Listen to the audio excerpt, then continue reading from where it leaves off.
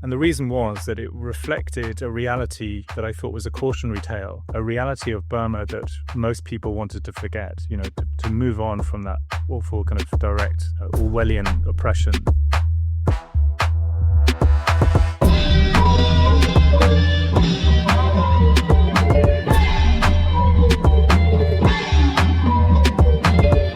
Hello and welcome to episode 66 of What's Happening in Myanmar, a show from the Frontier Myanmar podcast family. I'm your host, Luke Corbin. Today, it's Sunday, March 22. We have a special episode where I will be handing over the reins of this show to Nic Dunlop, who's the features editor at Frontier Myanmar. You may remember the episode we ran earlier this year, back in January, with Frontier's editor-in-chief, Tutu Aung. We talked about the increasingly challenging funding environment for independent media in Myanmar. Frontier has been navigating these challenges with great care, prioritising its staff and journalists, who are all continuing their difficult and often dangerous work with decreasing resources. It's in that context that we're going to change this podcast, What's Happening in Myanmar, to a more sustainable format. I'll be stepping away from the show, which I've been hosting this show, interviewing guests, editing the episodes, and doing the post-production single-handedly up until now. And I'll be handing it over to Nic, who will talk more about that momentarily. But before he does, you still need to hear 5 minutes on the most important developments in Myanmar this last fortnight. So let's do it. First up, the military regime's transition to a nominally civilian-run government is nearly complete. The lower house convened in the capital Naypyidaw last Monday for the first time since the February 2021 coup, and following the military's so-called elections in December and January. Kim Yi, the chair of the military's proxy Union Solidarity and Development Party, was formally elected Speaker of the lower house. Then on Wednesday, the upper house was convened, with Aung Hlaing, the chief executive of the Office of the National Defence and Security Council, being elected as the Speaker there. Aung Hlaing retired from the military in 2022 when he was a Lieutenant General, but he kept his position as a Secretary of the regime. So now, with these appointments and with this convening, after months of speculation, coup leader Senior General Min Aung Hlaing does seem poised to step down as military commander-in-chief and assume the civilian presidency. But he is widely expected to maintain control of the military through the new Union Consultative Council. This was signed into law on February 3. And the council is formally tasked with advising on security, foreign affairs, peace processes, and legislation. Min Aung Hlaing is expected to chair this council after being elected president, and the new military commander-in-chief will be under his indirect authority. So what this means is that despite the so-called elections, the first parliamentary activity since 2021 coup, and the reconfiguration of titles held by these military elites, well, the violent and political repression unleashed by the coup is likely to continue, with the military regime pursuing state power and repressing and fighting its many wars against the millions of people in Myanmar that reject its rule. And second, the Myanmar National Democratic Alliance Army, the MNDAA, has continued its realignment to Chinese interests after the conclusion of Operation 1027. It has launched an offensive against fellow Three Brotherhood Alliance member, the Ta'ang National Liberation Army, TNLA. That offensive was launched last weekend in northern Shan State's Kutkai township. Kutkai town is on the Lashio to Muse Road, which forms part of an important highway route from China's Yunnan province down to Mandalay. Now, this road, the military regime has been struggling to re-exert control of, or at least regain full access to, for years now. Tensions between the MNDAA and the TNLA had been escalating since the TNLA prevented MNDAA troops from installing security cameras in Kutkai town last month. The MNDAA's attacks pushed the TNLA out of Kutkai town by last Monday, with the MNDAA using drones and ground assaults with hundreds of troops. leading to TNLA deaths and at least one civilian killed. Fighting continued in surrounding areas, with the MNDAA trying to conscript people from previously TNLA-controlled towns, and this only subsided with negotiations between the two groups on Saturday. The TNLA agreed to the MNDAA controlling Kutkai town going forward. While tensions between the two groups were growing for some time, the scale of the MNDAA assault and the speed at which it took control of the road and reopened it suggest that taking the route to China was the MNDAA's main goal, and this shows just how vulnerable the TNLA's remaining gains from Operation 1027 are, especially since China began pressuring border-based armed organizations at the end of 2024 to cease fighting the military. And, of course, China began explicitly supporting the post-coup military regime. The MNDAA's full control of Kutkai town could embolden it to take further territory from the TNLA, such as Namkan, if the alliance is not healed. The TNLA has released several statements supporting the ongoing revolution over the years, and it has worked closely with post-coup armed groups rejecting the coup and People's Defence Forces since 2021.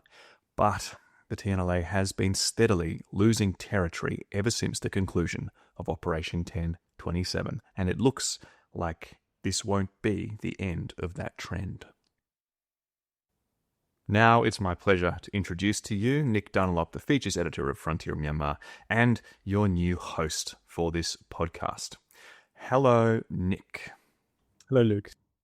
At the top of this show, in the intro, I did outline the basics about me stepping away from the podcast and you taking it over, but let's hear it from you. What can we expect from what's happening in Myanmar going forward?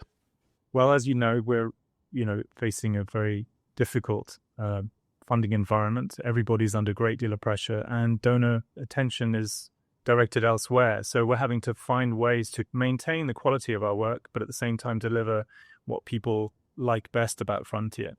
So the podcast will be being reduced in terms of its running time, but we will focus primarily, I think, much more on a news angle going forward. And hopefully, like I say, it's going to evolve, but hopefully we'll be able to return to sort of more longer kind of work that you've been doing, Luke, in the past, and interview people in greater depth, following Frontier's speciality of in-depth reporting. Sounds great. So a more concise, news-focused podcast going forward. And if conditions change, we might see a return to more in-depth interviews.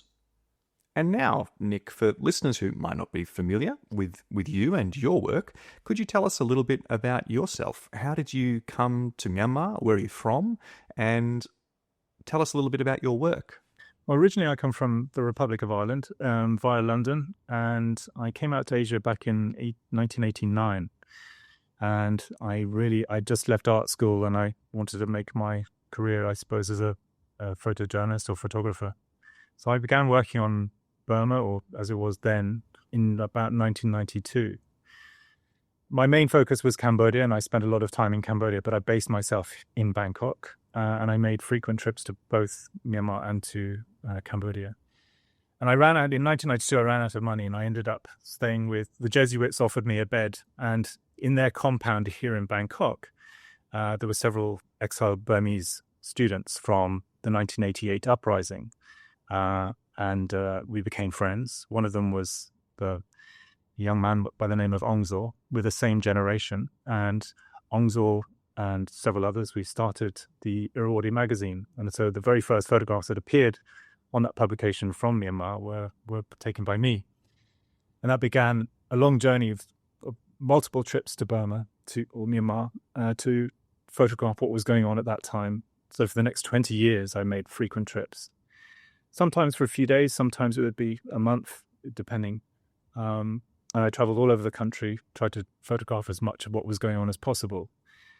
It eventually culminated in a book which was published in 2013, which was called Brave New Burma, which is a portrait of Myanmar under military rule. So what I was trying to do was to show people what a modern dictatorship looked like, what it meant when people talked about oppression inside the country. So that really is me. And after that, I took a hiatus. I made a few more trips. I did some stories for publications, but ultimately I stepped back a bit because the reforms came in, and I felt it was time for somebody like me to step back. I mean, as a foreigner, I could do things that Burmese couldn't, which is one of the reasons I worked so closely with Irrawaddy over the years.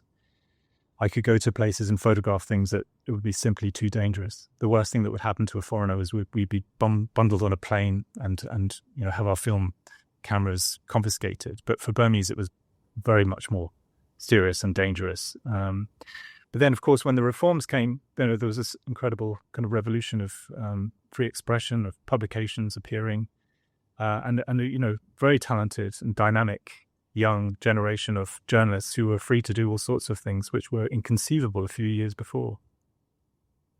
So that was the point at which I decided to step back and do other things. Okay, all right. And you mentioned Brave New Burma, right? The photo book from 2013. How do you reflect on that book now? You said 20 years of work. Now we've had so much since 2013. These reforms. We had a National League for Democracy administration, and we had another coup in 2021, and what looks now like a renewed military regime in Myanmar. Have you looked back at those photos that you've taken and reflected on where Burma is at now? Yes, I mean, I have. I mean, at the time when Brave New Burma was published, we had various launches, etc., but it really disappeared. I mean, it sort of sank like a stone. And the reason was that it reflected a reality that I thought was a cautionary tale, a reality of Burma that most people wanted to forget, to move on from that awful kind of direct Orwellian oppression. And so this wasn't a story that people wanted to consider. They wanted to think about a new future. And that's completely understandable. But I think, when I look at the book, I still think it's obviously very valid, because I think it contains all sorts of lessons for outsiders, particularly because it was aimed not at a Burmese audience, but as a Western audience, or at least an outsider's perspective. And I think one of the things I signed off on the book was the military is still there. They're still intact. And I think anybody who was familiar with Myanmar at that time, we all viewed these reforms hoping that a lot of this was, going to stay, was going to stay or progress or whatever. But I think those of us who had followed Burma for many years, I think we were very cautious in terms of the optimism. So I didn't share this kind of happy ever after story, although I wanted to believe it. The reality was that, if you've been exposed to seeing what people have been through or were going through even then, I think there was a lot to be very cautious about. And of course, but I don't think anyone really foresaw the coup and the incredible violence that erupted at that time and since then. I mean, the whole idea that Burma that the war spread to the extent that it has, I think wasn't something anybody would necessarily have foreseen. But it's not surprising in many respects. You, in addition to being the features editor, Nic, at Frontier Myanmar, you also, right now, you currently work with the media monitoring team, and you help send out these daily English language translations of Burmese media stories. These stories come from printed articles in newspapers in the country and, from Facebook stories. That means you are now reading military regime spin, most weekdays, and you're making judgments about what's most important for English language subscribers to understand. So how did your career prepare you for this task? I mean, you were on the ground floor with Irrawaddy magazine. And could you give us a little maybe sneak behind the scenes preview of how the media monitor gets put together? Sure. I think, very much my role as it was when I did freelance for Irrawaddy was very much in a supporting capacity. I did things that other Burmese couldn't do. Likewise, with media monitoring, I have a dedicated team who really I'm just there to sort of give a rather cursory support to what they do, which is translate all of the stories in Burmese publications or Myanmar publications. And they make a lot of the choices and decisions. I simply advise and I correct the English. So it's every day. What happens is that there will be a team inside Myanmar will translate the headlines of various publications, including government rags. And then out of that, we will choose several headlines of stories that we think are important and there's enough information to be able to to make it substantial for our readers.